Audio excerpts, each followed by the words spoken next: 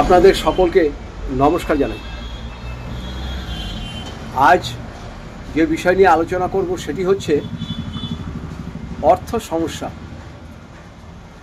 অর্থ সমস্যার জন্য একটি গ্রহকে আপনাকে সবসময় বলবান রাখতে হবে। সে যেখানেই থাক না কেন, যে কোনো রাশির ঘরেই থাক বা যে কোনো লগ্নের ঘরেই থাক, শুক্রকে আপনাকে বলবান করতে হবে, তবেই কিন্তু আপনার অর্থ সমস্যা দূর হবে। এটাতে আপনি কি করবেন? যে কোনো পূর্ণিমার দিন অথবা শুক্লপক্ষে, পূর্ণিমার দিন অথবা শুক্লপক্ষে যে কাজটা করতে হবে, চাঁদির একটি আপনি রিং বানাবেন। চাঁদির একটি রিং বানাবেন।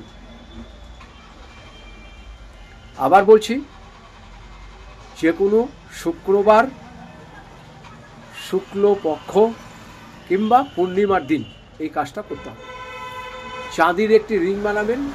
রিং বানিয়ে সেই রিংটা পুরুষ এবং মহিলারা সবাই করতে পারে। শুক্র একদম বলবান হবে। আর অর্থনৈতিক অবস্থা আপনার ধীরে ধীরে দেখবেন 1 মাসের ভিতরে অনেক পরিবর্তন হবে। সেই রিংটিকে আপনি একটু কর্পূর আর একটু গঙ্গা জলের ভিতরে ভিজিয়ে রাখবেন একটা রাত্রি।